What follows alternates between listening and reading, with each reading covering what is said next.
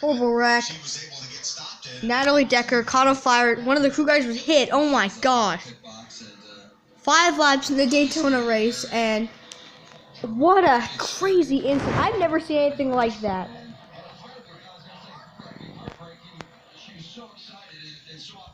That is horrible.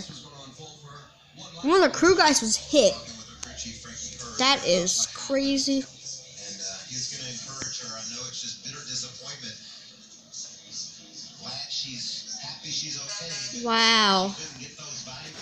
It was a 28 car. One of his team members hit. He flew over the car and landed on the pavement. Wow.